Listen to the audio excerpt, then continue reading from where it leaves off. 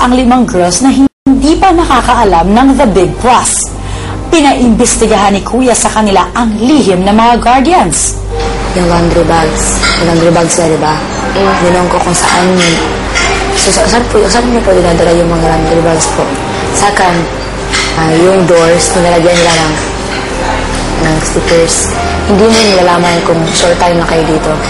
Nakalangan mo lagyan ng stickers. Third, ginong ako hindi niya alam ko sa sarap ng mami ko. Sabi ni Tita Karina, sabi niya, yung jacuzzi, masarap yun paggabi, ganun. Paano niyo malalaman kung one night lang sila dito? Amuin niyo yung damit nila na bago. Kung para sa baho ng atin. One more thing, ito yung first night natin na pasok dito. Sabi ko, ano ba ito mga ba't parang gamit na? Yung beds talaga doon, marumi. Ayaw kong gamitin, kaya nag-change ako dun sa center. Kasakit ako dun.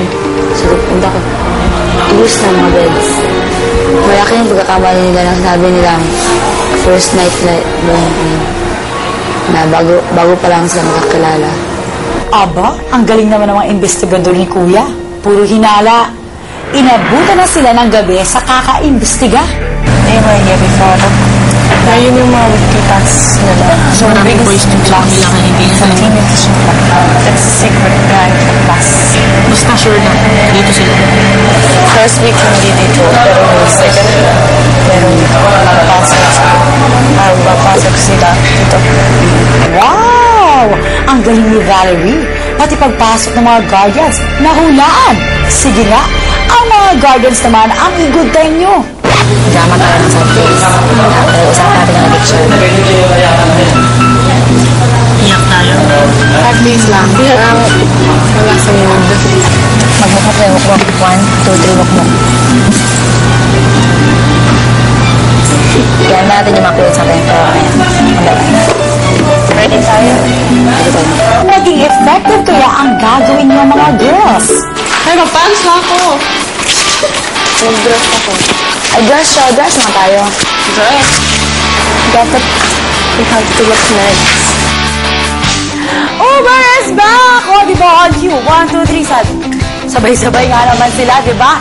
Oh, ayan, napakaraming running theories ang naisip ng ating 5 girls kung bakit nananatili pa nga doon ang mga guardians. Mamaya ipapakita ko pa sa inyo ang iba pa. Pero guess what? Nahulog na nga yung batya ng grupo nila Yosef habang nagko-commercial kanina, habang yung Palos VTR, habang yung dapat yung abangan sa Palos, biglang gumagano na, tapos biglang nahulog. We missed it. Mabuti pa, tingnan naman natin yung grupo nila Robbie. Silipin natin live na live ang nangyari ngayon sa loob ng bahay ni Kuya.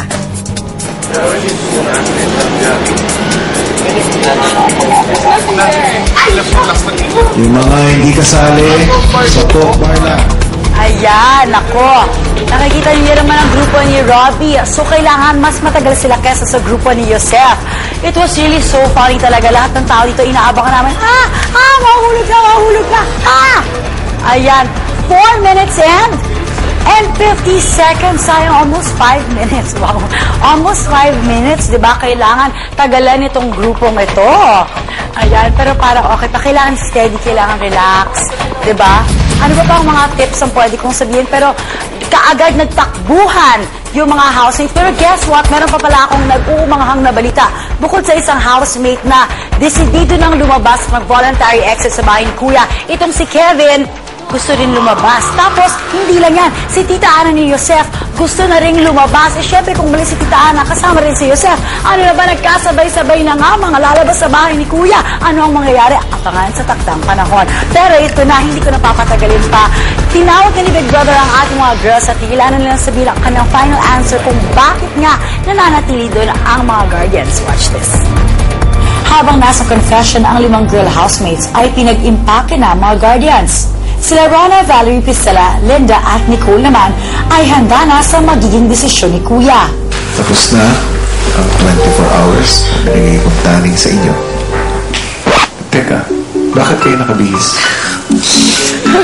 Sabi niya, ba't tayo nakabihis? Sabi niya, prepared lang ako. And part of the plan. May na-discovery ba naman kayo? Marami po. nakakaduda yung closeness nila po. Banding. Yung bonding nila, nagyakapan na po. And I remembered first night namin doon, may tawagan na po sila sa mamita, gano'n. And inconsistent po sila kasi sabi nila, hindi pa daw sila nakakakilala.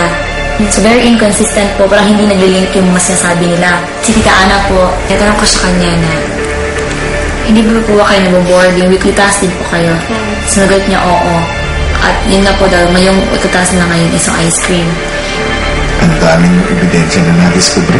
Sa lahat ng ebidensya na ipiniresent ninyo, handa na ba kayong ibigay ang inyong final findings? Opo. Hindi man sa first day nag-stay dito, but they stayed long na po dito sa bahay, dun sa area na yan. They've been doing things for us already. Matagal na po nag-stay ang mga parents namin dun sa area nun. Yan na ba ang inyong final answer? Opo. Sa misteryo? Opo. Gusto kong malaman ninyo, ngayong gabi,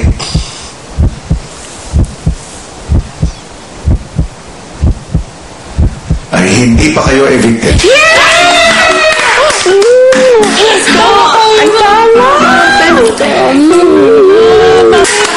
Nagano po ako. Nasaan ang mami ko? At yung tita ko. Oo. Yan ang pangalawang misteryo. Dahil may isa pang mystery na dapat isolve, pinabalik muli sila sa Guardian's house. Ha? Bag ko yan. Pero mabigat. Wait. No, moms. Wait, everyone, no bags. Saan sila? Ba't hindi natin narinig? Walang bag. Walang lahat. Saan sila? Walang bag? We're gonna stay here alone? What? Walang bag. Where are they? Oh, mystery. Maybe switch. Maybe switch. Dito ang mga housemates. Siguro. Sana nga. Sana dito na lang tayo. Kasi siguro nga, hindi lang bayan, na-miss nyo. Ang na-miss nyo, yung mga tao. Housemates. 100% hindi talaga ako comfortable dito. Sa'yo, alam mas malungkot ngayon, wala mga parents. Girls, makabalik pa kaya kayo sa teen house? Hi, Olive. Introduce it. Ang kanyang daddy John, agad itong dumiretso ng confession room. I want to voluntary exit Bakit? because I can't support the pressure Pressure tungkol saan? from everything. I can't. I just want to go. Donna, please. I just want to go. Kevin, gusto kong malaman mo na kung ano man ang naging desisyon mo, ay nire-respeto ko yun. I will talk to your father. No, don't worry. No, I don't want to. I just want to go home. Sa loob ng bahay, masama pa rin ang loob ni Daddy John. These things that I want, this is bad for him. No, it's not bad for him. I'm his father. I desire something bad for him. Parents knows best. We should tell him that. Ano kaya ang pinag-awayan ng mag-ama? Parang naaamoy ko na.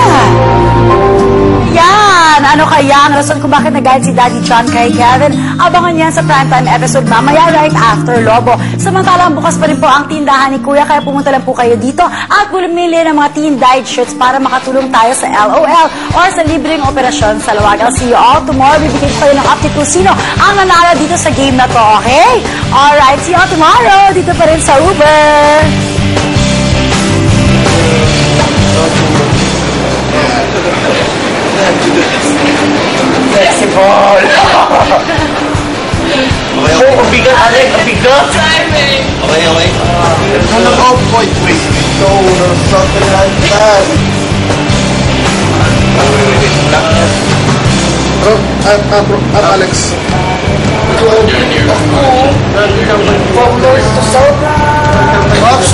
The Singing Bee premieres April 21 sa Primetime Vida. Sa Guardian's house, ang 5